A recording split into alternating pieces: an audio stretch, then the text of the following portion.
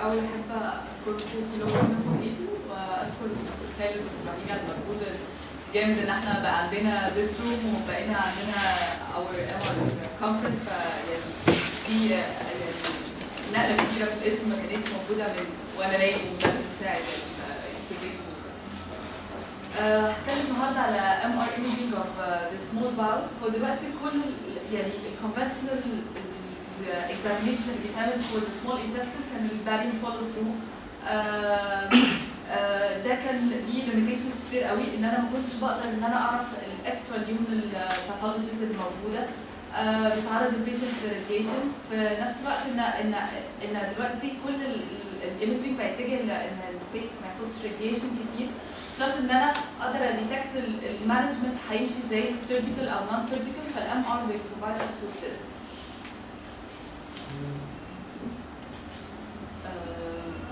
هو انا البرزنتيشن كانت معموله على حاجه ثانيه مش الباوربوينت بس لما ترانسفير ففي شويه تشينجز في الفورمات معلش اكسكيوز مي.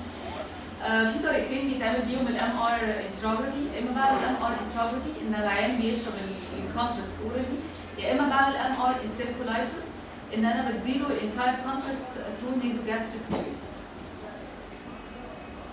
الادفانتجز بتاعت الام ار انتراجرافي زي ما احنا قلنا lack of ionizing radiation, superior soft tissue contrast, many bowel diseases processes as chronic conditions that manifest early in life require multiple serious examinations to assess the progression of the disease, the complications, and monitor the response to therapy. We can also do the exam in patients who are pregnant, patients with kidney dysfunction without contrast. Indications أول حاجة it's the main indication Crohn's disease إن هو we can do it in a young age اللي هو these patients they require multiple follow up but actually الريسك من الراديشن بالإكسبوجر أعلى كتير قوي ليهم لأن هم to develop cancer أعلى كتير جدا من الريسك بتاع الكومبليكيشنز بتاعت الكرونز ديزيز نفسه فعشان كده in these patients we prefer إن احنا نعمل MR intraocular. CT is done as baseline study, then MR is used for follow-up. However, MR can be done first. ممكن نعمله لو CT is contraindicated. It can also be done for screening polyps and polyposis syndromes and evaluation of small bowel masses.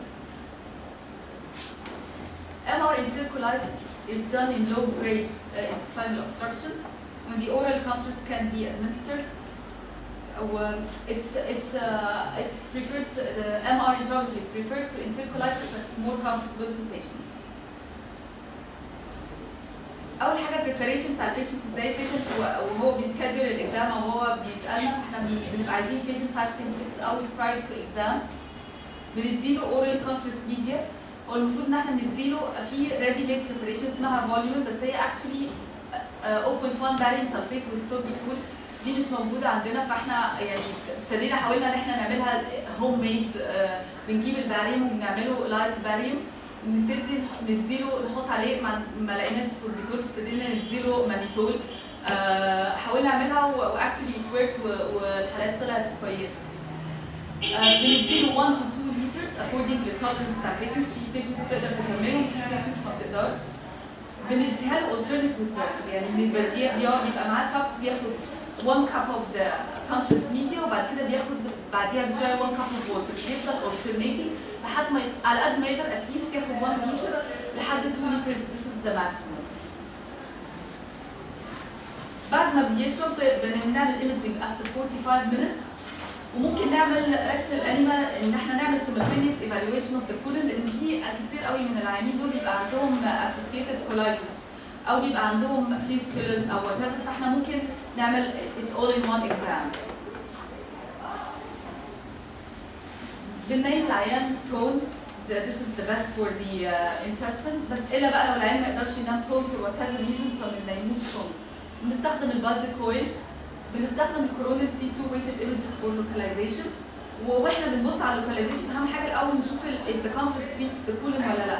لو it reached the colon بنكمل الاكزام لو it doesn't reach ما بكملش الاكزام بقوم البيشنت وبخليه يشرب تاني وبعد شويه برجعه تاني لحد ان الكونتراست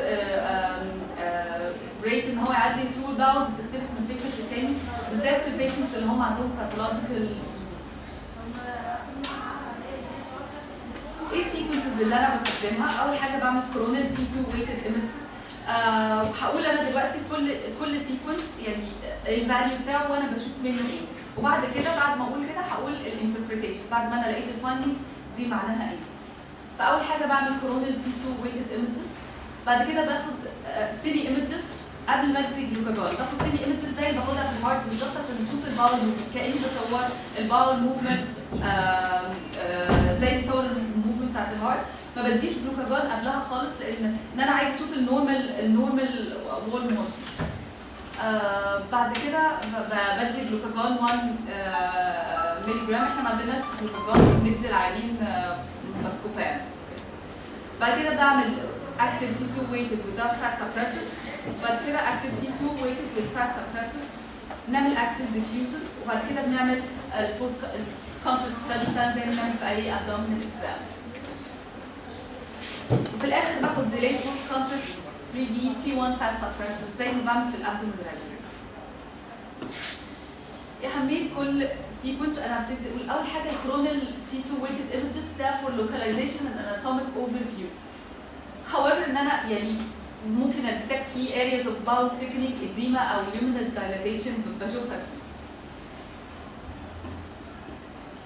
دي case of Crohn's disease. انا هنا دي coronal T2 weighted images. انا هنا ببين ان في wall thickening زي ما احنا شايفينها هنا arrow، وفي هنا segmental dilatation اللي هي الارو هيد اللي انا شايفاها هنا.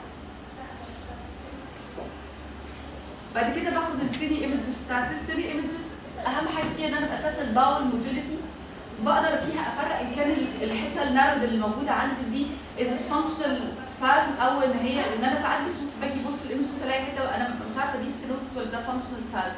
فمهم جدا وانا ببص للسيري ايمجز طب هي ما عنديش سيري ايمجز هنا، بس يعني لو في حالات على الجهاز ممكن نبص عليها.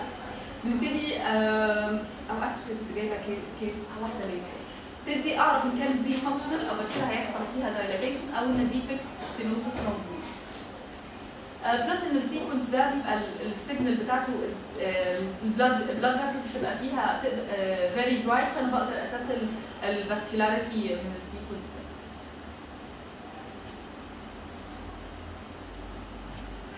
بعد كده بعمل اكسل T2 fat suppression to assess the bowel wall and surrounding tissues for fluid and edema. دايما ال T2 بيبقى very sensitive to the fluid and edema of the wall. زي في الحاله دي انا شايفه هنا mural edema و thickening patient ده with Crohn's disease، بس ان انا شايفه edema surrounding fluid.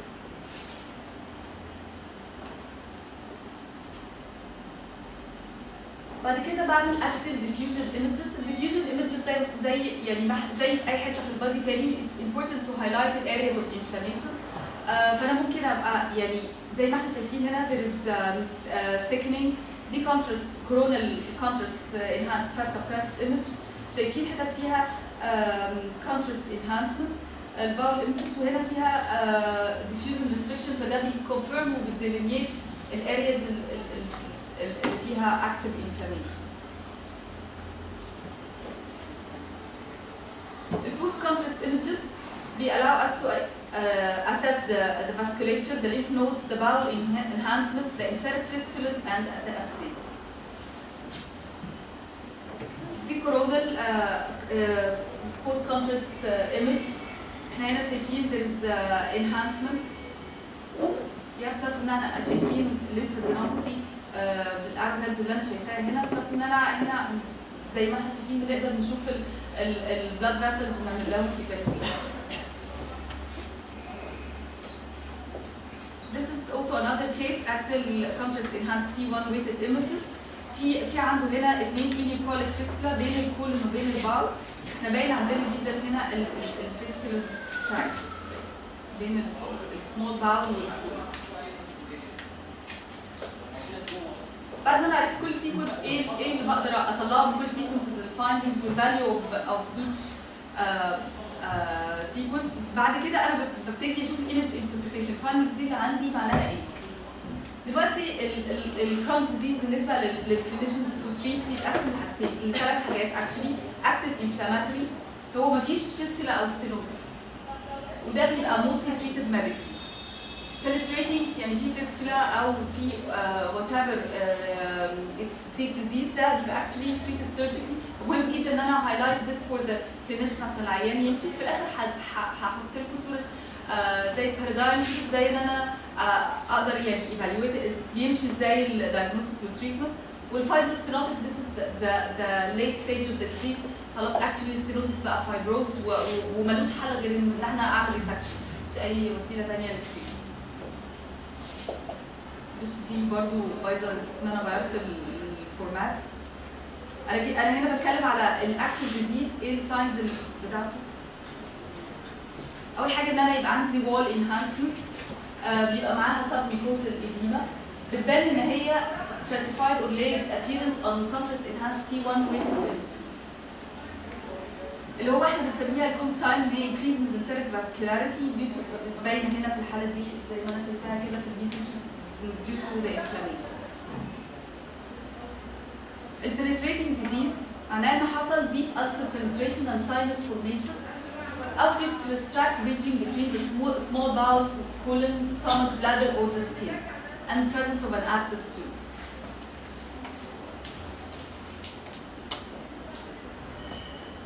حاجه مهم ان انا اقدر افرقها عشان بتفرق العيان ده هيتعالج surgically ولا medically. Fistula versus adhesion. How to differentiate enteric fistula from adhesion. Adhesions between adjacent bowel loops can be distinguished from fistulas because adhesions are fibrotic and tend to be thinner and enhance later than fistulas, whereas fistulas are composed of more vascular inflammatory tissue. الكلام يبان سهل بس هو actually it's very difficult. ممكن diffusion can help a little bit, but still it's very tough diagnostic dilemma. يعني ممكن نبين شويه في الحاله دي ان احنا هنا عندنا this area ان احنا مش عارفين دي is it an enteric fistula ولا adhesion. بس لو احنا طبقنا الكريتيريا it's thin و non enhancing فدي it's most probably an adhesion. however هنا ان احنا شايفين it's thick and enhancing فدي this is a fistula. The fibro-stenotic disease الباثولوجي بيمشي ازاي؟ active inflammation usually proceed to fibrosis. الفايبروسس بيؤدي ل intestinal obstruction surgery. ده هنا بتبان أهمية السيني images إن الفibrotic strictures appear as aperistaltic bowel segments that often demonstrate fixed neural thickening and luminal narrowing. The thickened submucosal stricture fibrotic segment doesn't typically display increased signal on T2 weighted images in the absence of active disease. بس actually في recent papers في 2013 and later بتبتدي تتكلم ان actually كل الستيجز فيها inflammation. فانا عشان الاقي مرحله ان انا عندي fibrosis بس دي it's not quite common. كل الستيجز فيها inflammation فما بقاش دلوقتي التفرقه يعني موجوده قوي لان كل الستيجز بقى فيهم بالايمجنج inflammation according يعني stages مختلفه من الانفلاميشن. It's common برضه ان انا من العيانين الكرونز ان انا الاقي معاهم associated colitis زي in this case it has thickened in the wall enhancement وبالديفيوجن باين جدا ان هي فيها restricted diffusion ف this is confirmatory. حاجه مهمه ان انا points دي مهم ان انا افتكرها وانا بعمل interpretation ان not all small bowel obstructions are result of fibrotic strictures and also not all dilated small bowel segments are obstructed. It's important to distinguish between bowel abnormalities which are functional from anatomic obstruction because patients with functional bowel abnormalities may benefit from surgical intervention, may not benefit from surgical intervention. زي ما انا قلت ان انا لو عندي structure fibrotic ده بيتعالج surgery بعمل resection this area انما لو if it's functional it's not treated surgically والعيان بيدخل surgery he doesn't need. Lack of clearly defined transition point in a dilated small bowel is a typical finding of in absence of obstruction. Collapsed bowel segments may appear thickened with an avidly enhancing appearance that mimics active inflammation. Cine images may be helpful in demonstrating the transient nature of bowel collapse. هنا انا ببين a case ان هي فيها collapsed bowel very similar to stenosis. لان الكولابس باول بتبان enhancing كانها فيها inflammation بالظبط. فاحنا شايفين هنا في حاسين يعني apparently ان في thickening وان في enhance ان الوال فيها edema، بس actually لما انا بصيت على السي دي ايمجز بعد كده لقيتها ان هي حصل فيها distensibility واتس نورمال، بس دي بس كولابس باول، فدي فايده السيني ايمجز.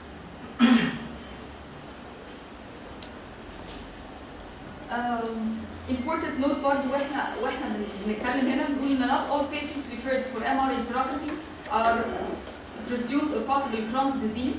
Furthermore ان في other diseases ليها similar pattern زي Crohn's disease زي ال radiation induced enteritis, ال infectious enteritis, vasculitis and intestinal ischemia.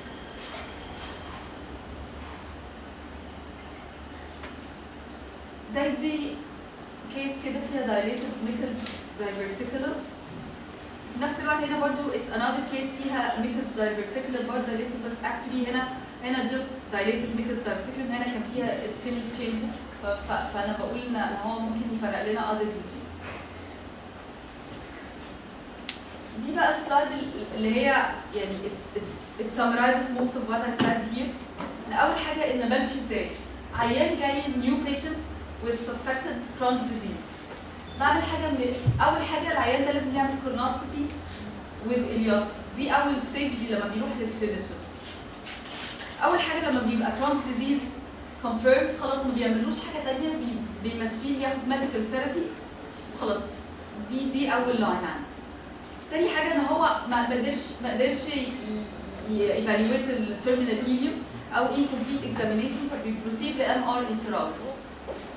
تالت حاجة إن هو لقى نورمال إيليوكولن، بيبتدي إن هو يفكر إن هو يعمل اندوسكوبي، كابسول اندوسكوبي، إن هو يشوف السمول انتستين أو يعمل له MR enterography according to physician choice. إنما العيان اللي هو ما قدرش يوصل فيه للتيرمينال إيليوم هو ده اللي ديفنتلي بيبعته للMR enterography.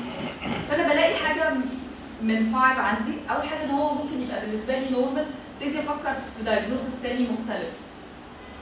تاني حاجة إن أنا بلاقي إن في inflammation بس من غير complications، فالعيان ده بيبروسيد بالميديكال ثيرابي. أنا أصلا مش عارفة الماوس مش طالع هنا ليه.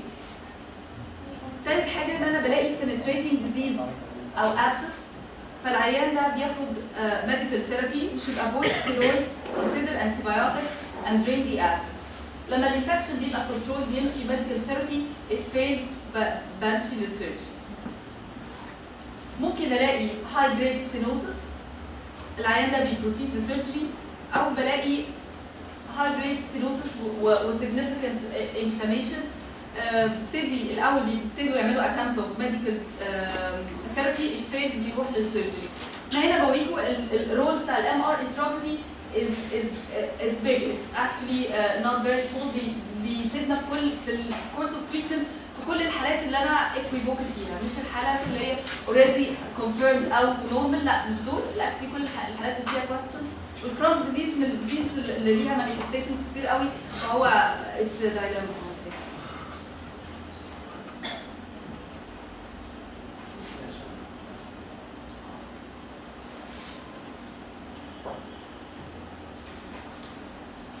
دلوقتي انا بعمل ام ار enterography، بس actually ممكن نعمل سي تي enterography. فانا بس هايلايت ايه الفرق بينهم وايه الادفانتج of one over the other. اول حاجه ان الام ار enterography بيبقى فيه no radiation, contrast can be eliminated, longer time, can differentiate wall pathologies وفيه low resolution. however ال CT enterography فيه radiation، لازم استخدم contrast، التايم بتاعه short، الريزوليوشن بتاعه اعلى. بعمله actually زي ما بعمل نفس البريباريشن، بعمل سنجل بورتوفينس فيز. لو انا عايزه اعمل ايفالويشن للميزنتريك فيسلز بعمل ارتيريال وفينس فيزز. الفايندنجز مش مختلفه كتير. السي تي فايندنجز اوف اكتيف كرونز ديزيز ان هو بيحصل في ميكوزال انهانسمنت الوول ثيكنينج اكتر من 3 ملم، في ستراتيفيكيشن زي الكومساين والميزنتريك فات ستراند. دي الكومساين، ده الستينوسس في السي تي، في بروكسيمال دايليتيشن. حاجه من الحاجات الظريفه في السي تي ان لو ساعات الكبسول اندوسكوبي هو دخل كبسول كتير جدا ممكن يحصل لها انفكشن لان يكون في ستينوسس، فالسي تي بيبينها زي ما احنا شايفين because it's metal فبيبقى artifact ودي احسن. الام ار السي تي superior than ام ار. برضه مفيد في حالات الابسس وفي البليدنج طبعا زي ما احنا عارفين، في حالات الاسكيميا وفي التيومرز زي الادينوكارسينوما والليمفوما والميتاستس. التيك هوم مسجز بقى من هول توك ان الام ار enterography can demonstrate active small bowel inflammation complications such as bowel obstruction, penetrating disease and abscess formation without the use of ionizing radiation.